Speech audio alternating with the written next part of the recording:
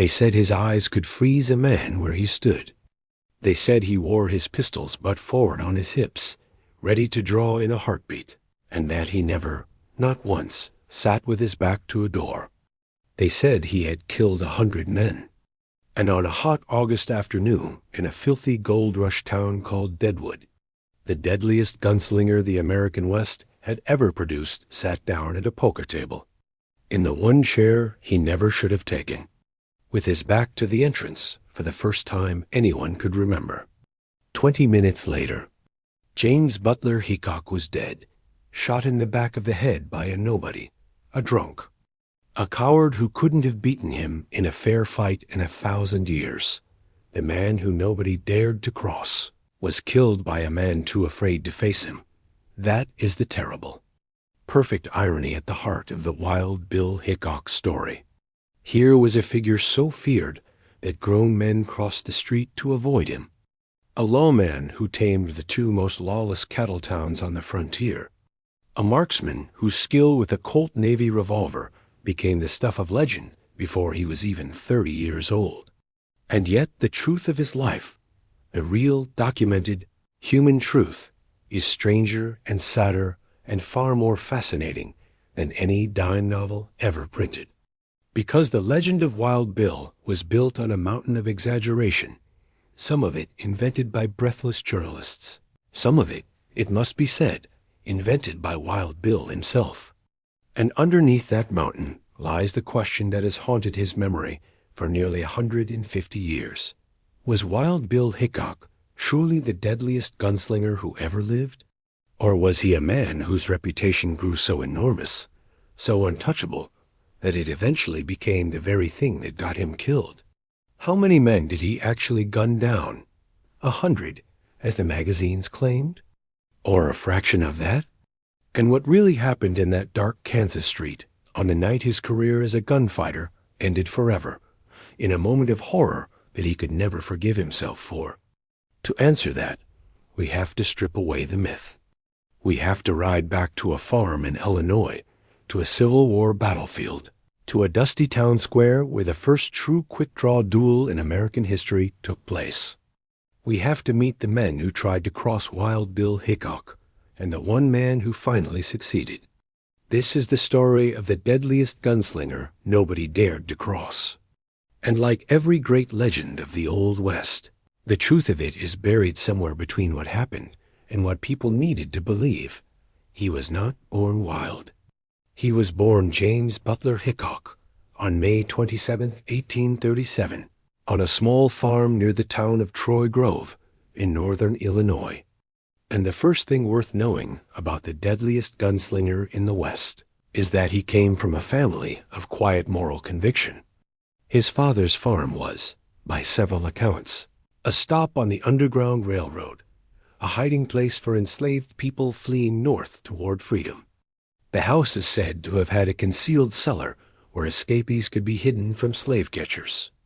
Young James learned to handle a firearm in part by helping his father stand guard against those who would have done the fugitives harm. So before he was ever a killer, before he was ever a legend, the boy who would become Wild Bill learned to shoot in the service of protecting the powerless. It is a detail the dime novels never bothered with.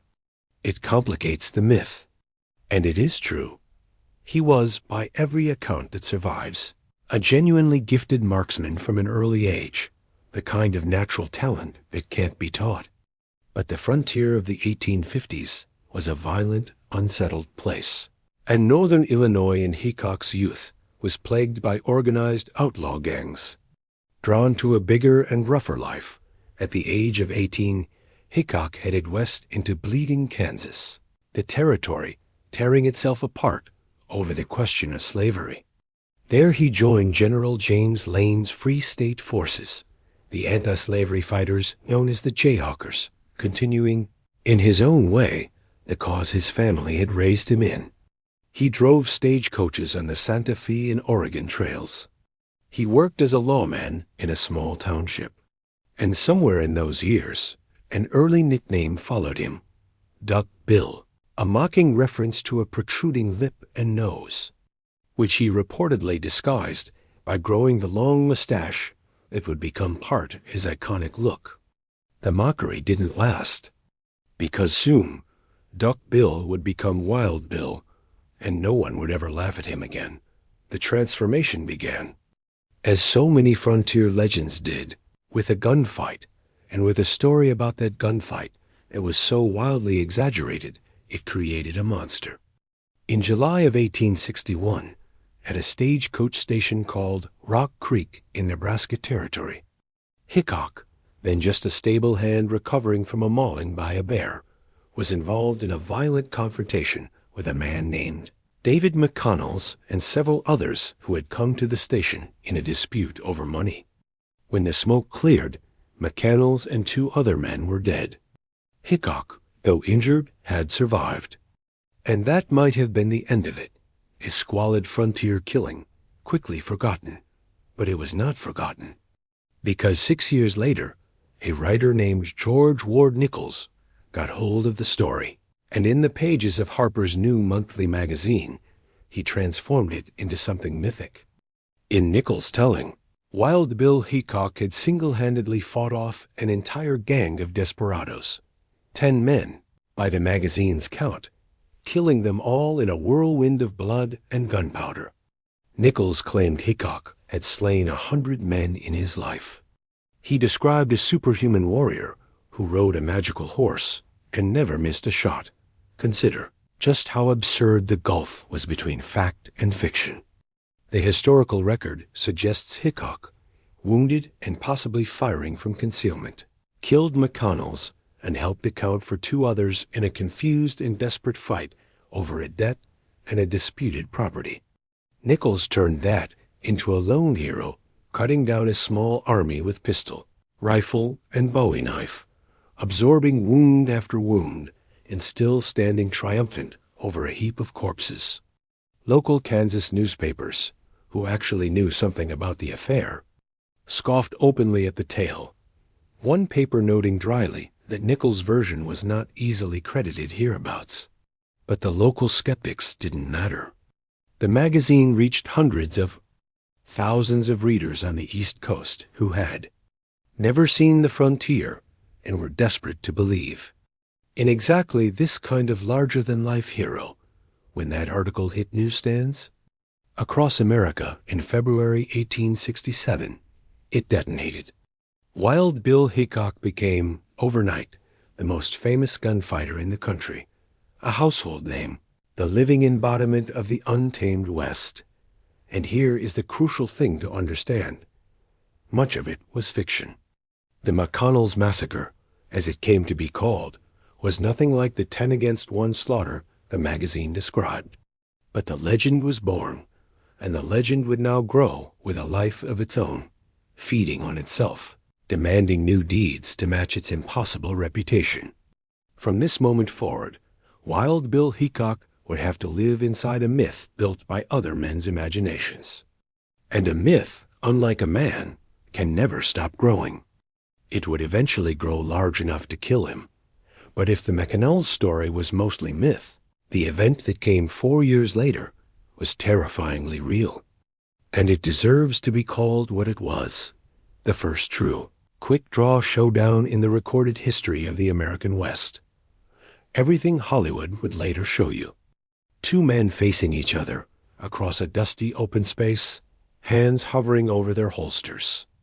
The whole world holding its breath. All of it traces back to a single afternoon in Springfield, Missouri, on July 21st, 1865, and Wild Bill Hickok was standing at the center of it.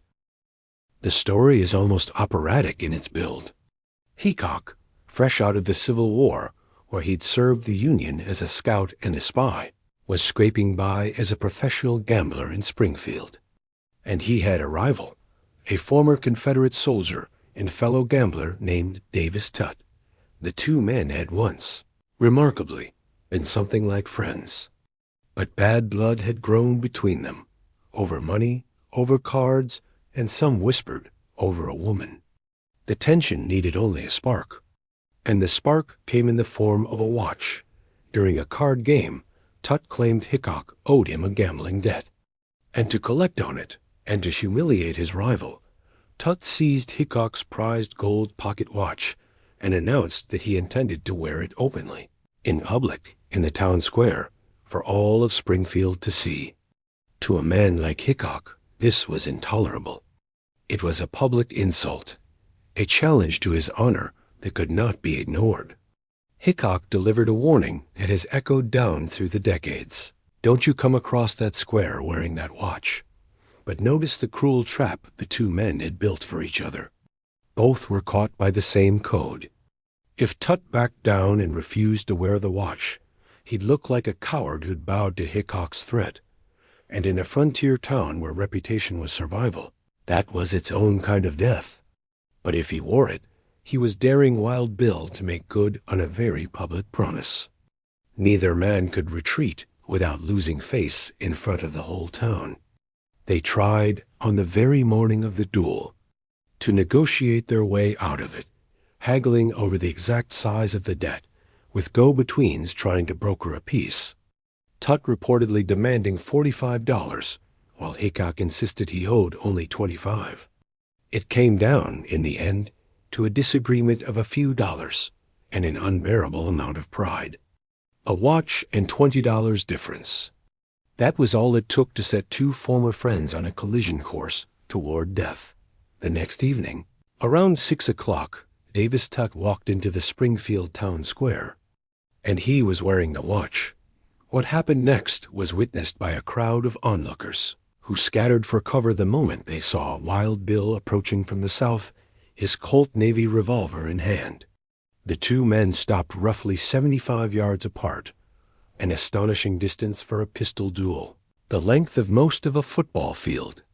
They turned sideways to each other, in the classic dueling stance, presenting the narrowest possible target. For a moment, nothing happened.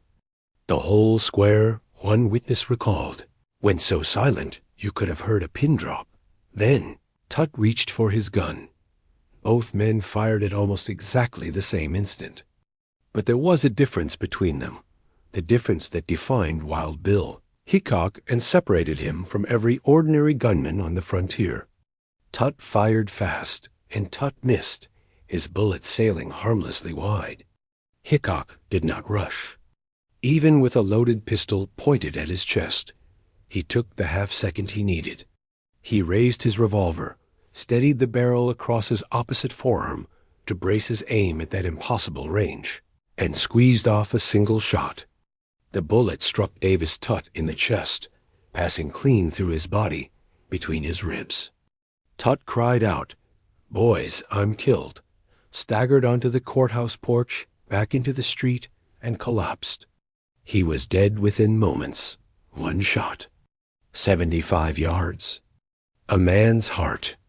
Under fire. That is not luck. That is not a dime novel. That is documented history, testified to by more than 20 witnesses at the trial that followed. And it tells you something the legends often buried beneath all their exaggeration. Whatever else Wild Bill Hickok was or wasn't, the core of the reputation was real. The man could shoot. And when other men panicked, he stayed cold. Hickok was arrested and tried for the killing. And here the story reveals something about the strange moral universe of the post-war frontier. He was charged initially with murder, later reduced to manslaughter. And a jury, after just a few hours of deliberation, found him not guilty. The reasoning, as one historian later put it, said everything about the times. Dangling a watch you'd taken as security for a gambling debt was, in that place and that era, widely considered a justifiable provocation for gunplay. It was a fair fight. Tut had drawn first. Wild Bill walked free. And then something happened that would shape the rest of his life and ultimately help destroy it. The legend caught fire. That Harper's Magazine article about the McCannell's affair, combined now with the very real drama of the Tut duel, turned Wild Bill Hickok into a national sensation. Dime novelists churned out lurid titles. Wild Bill, the Indian Slayer, Wild Bill's First Trail, and dozens more, cranking out fantastical adventures that had little or nothing to do with the actual man. Newspapers repeated the claim that he'd killed 100 men, then more. His name became shorthand for the gunfighter archetype itself. For generations afterward, men named William who showed daring would be nicknamed Wild Bill in his honor. And Hickok, this is the part that's easy to miss, did not entirely mind. He leaned into it. He gave interviews. He dressed the part with his long hair, his fine coats, his twin revolvers worn butt forward. He let the tailies grow taller. He understood, in a way that was almost modern, that his reputation was itself a kind of weapon. A man feared to be the deadliest shootist alive rarely has to prove it. The fear does the work for him. Every tall tale that spread across the frontier was another layer of armor, another reason for an ambitious young gun to think twice before testing him.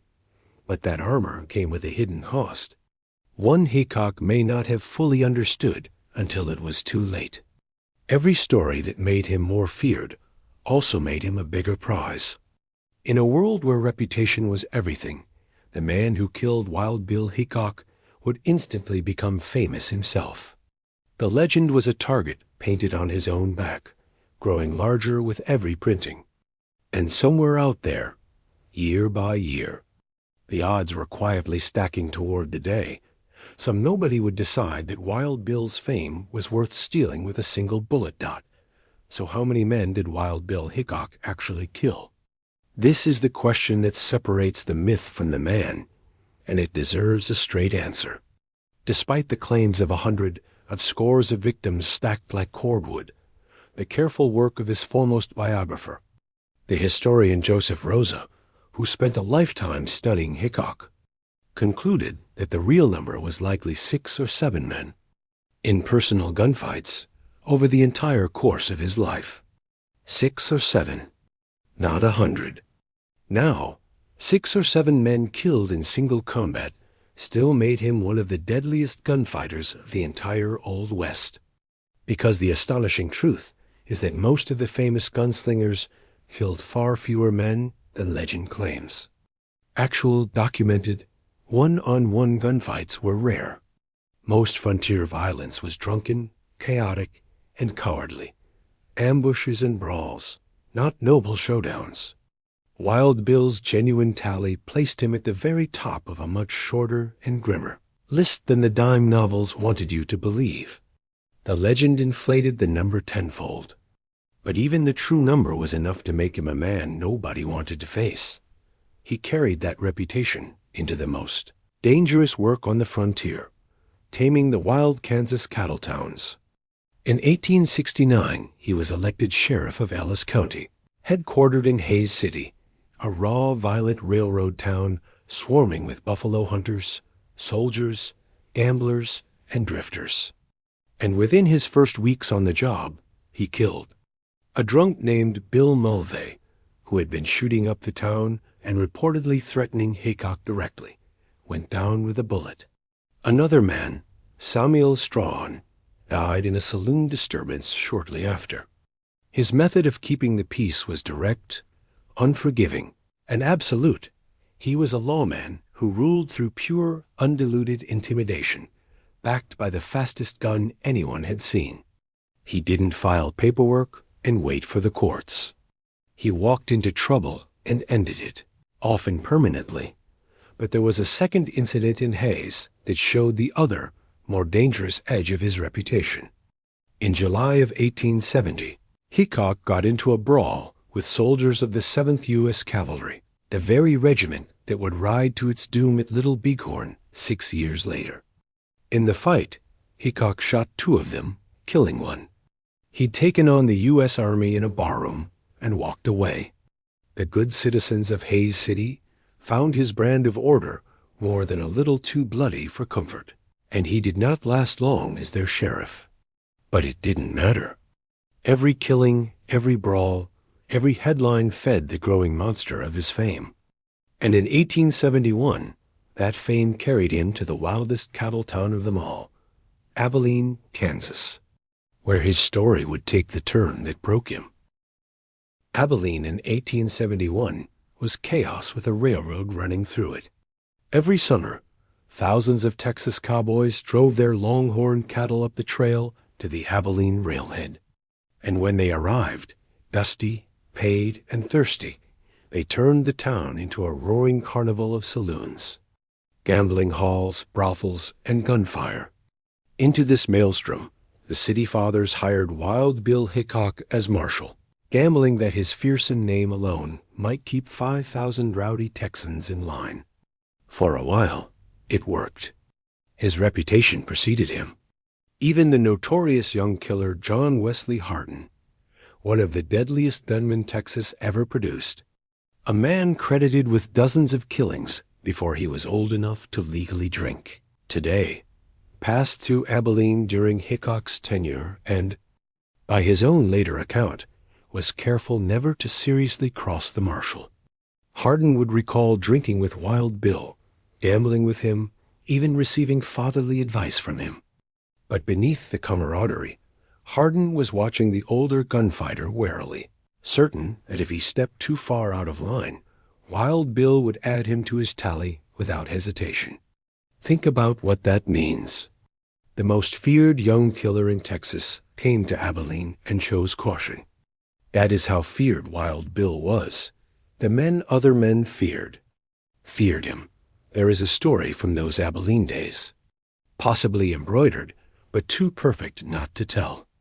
That captures Hickok's icy confidence better than any statistic. A rival gunman is said to have boasted that he could shoot a crow out of the sky on the wing. Wild Bill's reported reply cut straight to the bone. Did the crow have a pistol?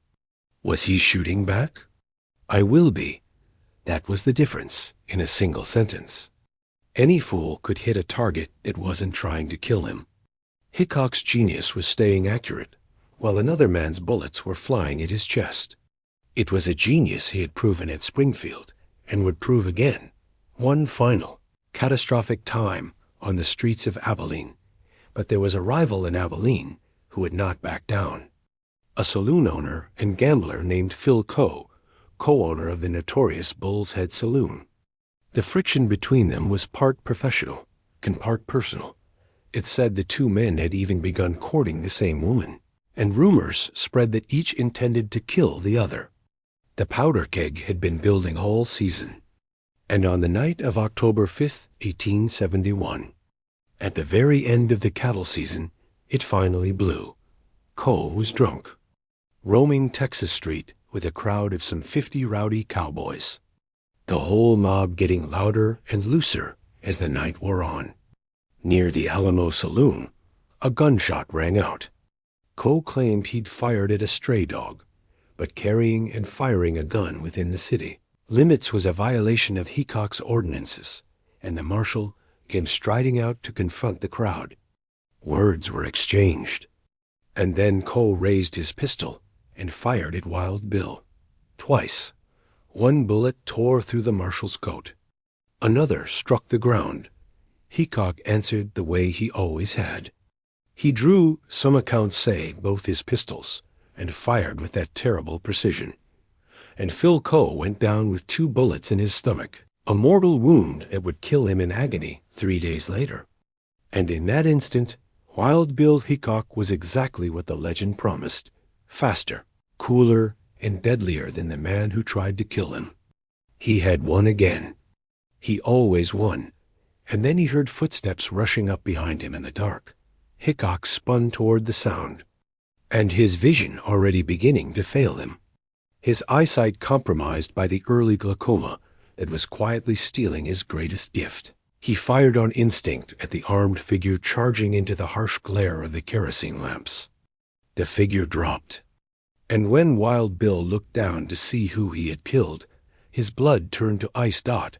It was Mike Williams, his own deputy, his friend, a man who had been rushing to the marshal's side to help him, to back him up against the mob. A man who, that very evening, had been planning to leave Abilene to go visit his sick wife in Kansas City. Wild Bill Hickok had shot him dead by accident, in the dark, in the space of a single panicked heartbeat. They say Hickok wept. They say he gathered up the body of Mike Williams in his arms, carried him inside the Alamo saloon, and laid him gently on a billiard table. Then he went out into the night in a cold fury, storming through Abilene, disarming every cowboy he found, shutting down every saloon, until within an hour the roaring town had gone silent as a graveyard. He paid for Mike Williams' funeral out of his own pocket.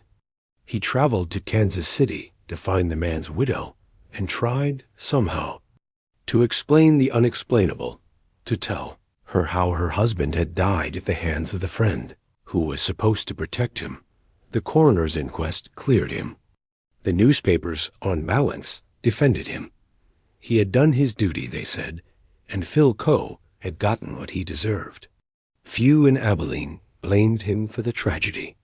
But none of that mattered, because something inside Wild Bill Hickok broke that night, and it never healed. Here is the fact that tells you everything about the man beneath the legend. After the night he accidentally killed Mike Williams, Wild Bill Hickok never fought another gunfight for the rest of his life. The deadliest gunslinger in the West, the man nobody dared to cross, laid down his guns, in the sense that mattered most, and never drew them in anger again. In December of 1871, the city of Abilene, having decided to end the cattle trade that made it rich and wild, dismissed him as marshal, and Wild Bill drifted out of the only life he'd ever truly mastered, carrying the ghost of his dead friend with him. The years that followed were a slow, painful unraveling of the legend. His eyesight continued to fail, the glaucoma advancing, robbing the greatest marksman on the frontier of the very thing that made him great. Imagine the private terror of that. The deadliest shot in the West, going blind, knowing that every rival he'd ever humiliated, every friend of every man he'd killed, was still out there, and that his one supreme advantage, his eyes, was slipping away a little more each year. Some accounts say he took to wearing tinted glasses to shield his failing vision from the light. Picture it. The man whose stare was said to freeze people in place, now squinting through darkened lenses, unable to trust what he saw across a room. For a gunfighter, sight was survival, and Wild Bill's was quietly abandoning him. He tried to cash in on his fame instead. In the early 1870s, he'd even attempted to mount his own touring spectacle, the daring Buffalo Chase of the Plains, which flopped. Then he joined Buffalo Bill Cody's stage production, The Scouts of the Prairie, playing a version of himself for Eastern audiences, firing blanks at costumed performers under the gaslights of theaters in Rochester and New York and beyond. The money was welcome, but Hickok despised the work. He was a genuine gunfighter, reduced to a costumed player in a melodrama, mouthing scripted lines, pretending to be the legend that the newspapers had made of him. Accounts from the tour describe him growing sullen and difficult, reportedly firing his blank cartridges close enough to the legs of the Indians, often local actors, to sting and singe them, as though some part of him rebelled against the whole cheap charade. He drank heavily, and before long he quit the show and drifted back west, humiliated. A legend running out of both money and road. He was arrested more than once for vagrancy. The deadliest gunslinger in America, picked up as a common vagrant. He wandered from town to town, occasionally guiding wealthy Eastern hunters who wanted to say they'd been in the field with the famous Wild Bill, trying and mostly failing to make a living at the poker tables that his fading eyesight had turned from a source of income into a source of loss. The man who had ruled Abilene through sheer force of reputation was now a drifting, half-blind gambler, propped up mostly by the memory of who he used to be. It is one of the quietest tragedies of the Old West, not a legend cut down at his peak, but a legend forced to watch himself fade, not in March of 1876. In Cheyenne, Wyoming, he married Agnes Lake Thatcher, a former circus performer, and by some accounts, a woman of real substance and independence. It should have been a new beginning. But within a couple of months, Wild Bill left his new wife behind and headed north, chasing, one last time, the promise of a fortune. Gold had been discovered in the Black Hills of Dakota Territory, and a lawless boomtown had exploded out of the mud to meet it. Hickok meant to strike it rich there and send for Agnes. The town was called Deadwood, and Wild Bill Hickok would never leave it alive. He arrived in Deadwood in July of 1876, riding in with a wagon train that included his old friend Charlie Utter and a hard-drinking, tall-tale-telling frontierswoman named Martha Jane Cannery, the woman the world would remember as Calamity Jane. She would later claim, to anyone who'd listen, that she and Wild Bill had been lovers, even secretly married, that she'd divorced him so he could be free to wed Agnes Lake. Most historians doubt it entirely. No records support her account, and Calamity Jane was, like Hickok himself, a champion embellisher of her own legend. But the two of them, both legends, both drinkers, both prone to embroidering their own myths, apparently got along famously. There is something poignant in the image of them rolling into Deadwood together, two aging symbols of a frontier that was already beginning to vanish. Two people who had become characters in stories that no longer quite matched who they really were. And that summer in Deadwood, the mining camp had gathered together some of the most famous names of the dying frontier, all at once in one filthy gulch full of gold and gunmen. Deadwood itself was barely even a legal town. It sat on land promised to the Lakota by treaty. Seized in the gold rush, a lawless sprawl of tents and hastily built saloons were thousands of miners. Gamblers, outlaws, and fortune-seekers churned through the mud in search of Black Hills gold. There was no real law. There was no real order. It was, in a sense, the last true frontier boomtown, the raw, violent West in its final, concentrated form. And it was the perfect stage for the last act of Wild Bill Hickok's life. But the Wild Bill who came to Deadwood was not the terror of Abilene. He was a tired, half-blind man in his late 30s, trying and mostly failing to make a living at the poker tables, no longer able to trust the eyes that had once shot a man through the heart at 75 yards. And he had a premonition. This is one of the most haunting details in the whole story, and it comes from his own friend Charlie Utter. Wild Bill told people, more than once, that he believed Deadwood would be the place where he would die. He felt it coming.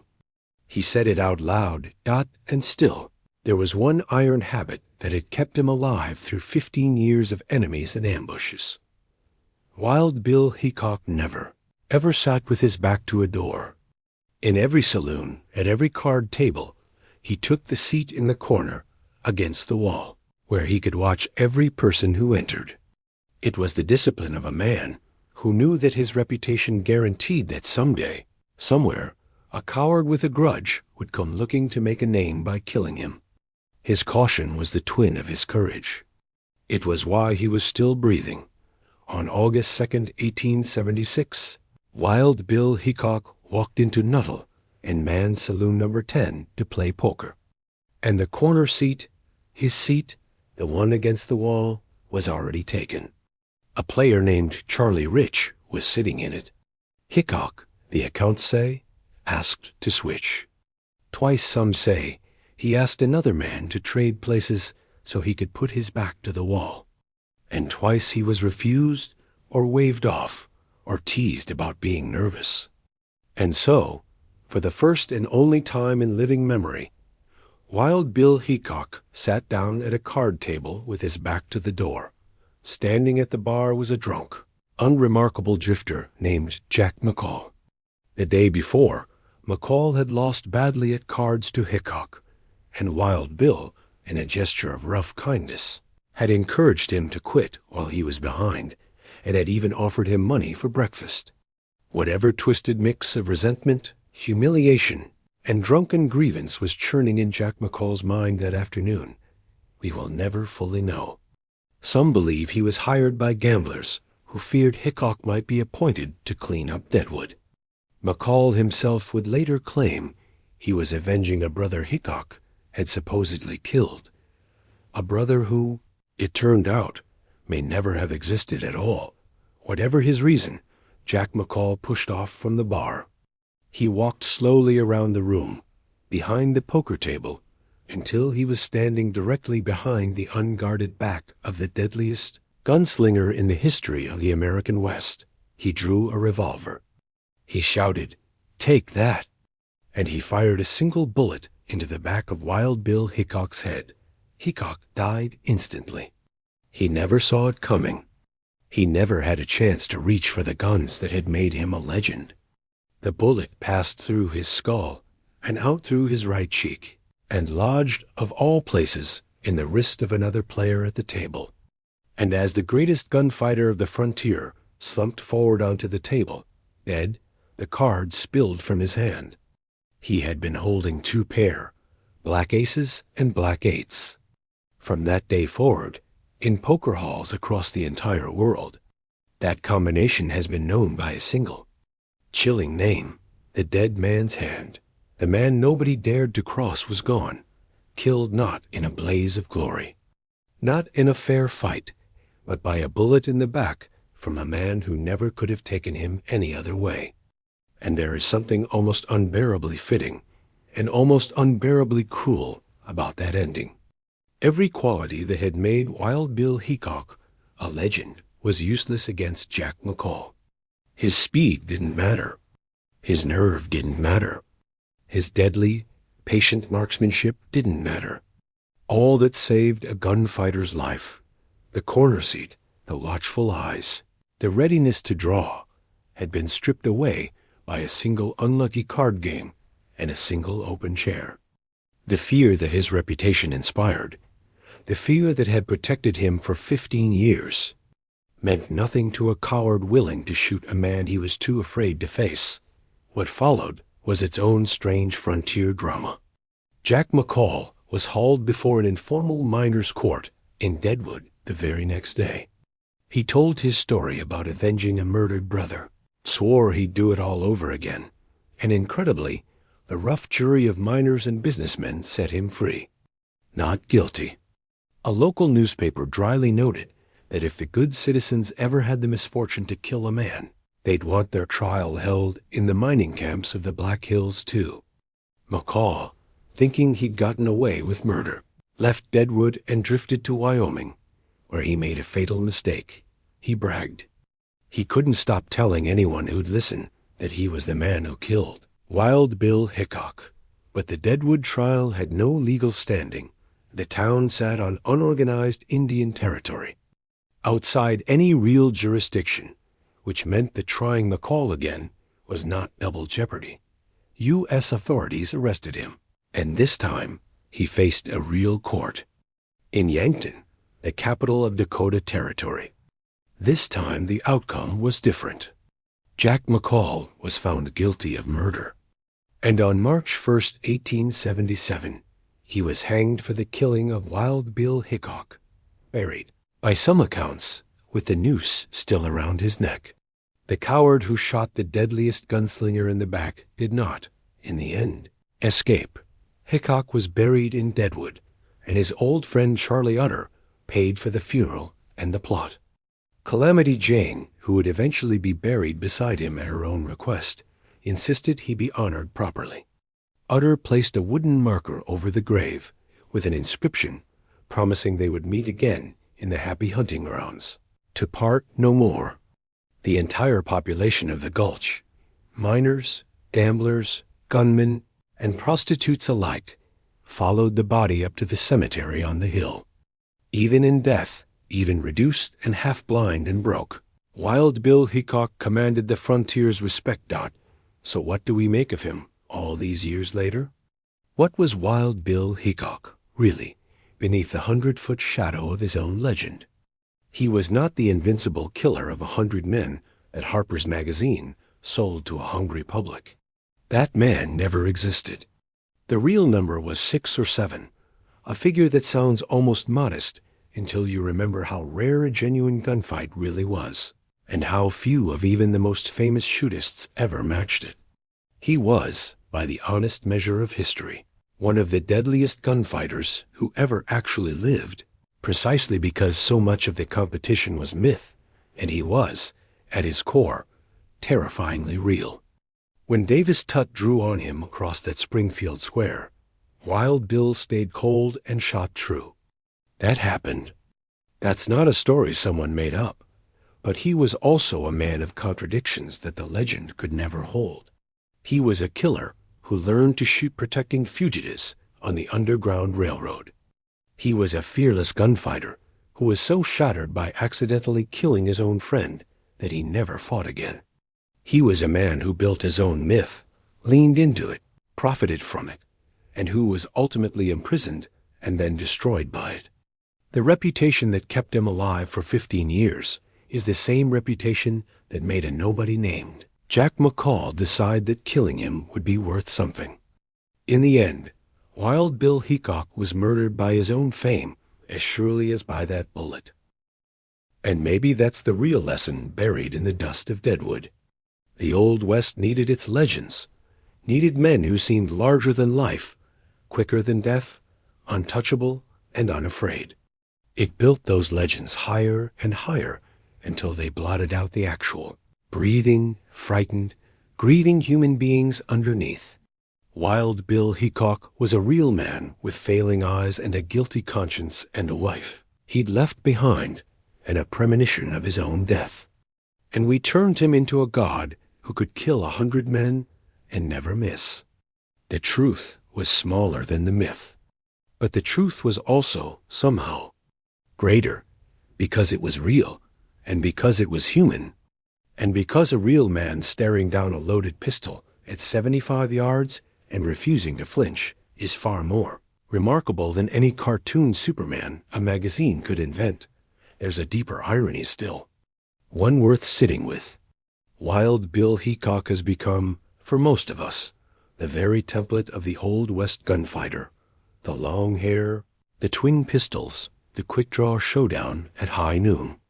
When Hollywood built its westerns, when television dreamed up its lawmen, when 100 films staged their climactic duels on empty, dusty streets, they were all, knowingly or not, drawing from the well that Wild Bill dug. The Tutt duel in Springfield was quite literally the first of its kind on record, the original from which 10,000 fictional copies would descend. And yet the reality of frontier violence, as Hickok's own death proved, was almost never so clean or so noble. Most men didn't die facing their killer in a fair fight. They died the way Wild Bill died, from behind, by surprise, at the hands of someone who never dared to face them. We built an entire mythology of honorable combat on the back of a man whose life proved, again and again, how rare that honor actually was. Wild Bill gave us the dream of the fair fight. And then the frontier killed him with the truth. His grave still stands on the hill above Deadwood at Mount Moriah Cemetery. And people still climb up to see it, to stand where the deadliest gunslinger of the frontier was laid to rest, and to wonder about the distance between the man and the myth. Calamity Jane lies buried beside him at her own dying request, the two legends reunited on the hill above the town that killed him. The dead man's hand is still dealt in card rooms all over the world, black aces and black eights. A small permanent monument to a man who sat, just once, with his back to the door, the deadliest gunslinger nobody dared to cross. In the end, only a coward dared. And only because he came from behind. Now I want to hear from you. Do you think Wild Bill Hickok truly earned his place as the deadliest gunslinger of the Old West? Or was he a man whose legend grew far bigger than the truth ever justified? Was Jack McCall a coward who got exactly what he deserved on the gallows, or a hired killer doing someone else's dirty work? And here's the big one. If Hickok had gotten his corner seat that day in Deadwood, do you think anyone could have taken him in a fair fight? Drop your thoughts down in the comments. And tell me, what city and country are you watching from? Drop your flag below and say hello. We love seeing just how far these stories from the dusty frontier manage to travel. If you rode with us all the way to the end, do me a favor, hit that like button, subscribe to the channel, and ring the notification bell so you never miss another deep dive into the gunfighters, legends, and unsolved mysteries of the American West, because the frontier is full of ghosts, and Wild Bill is just one of them.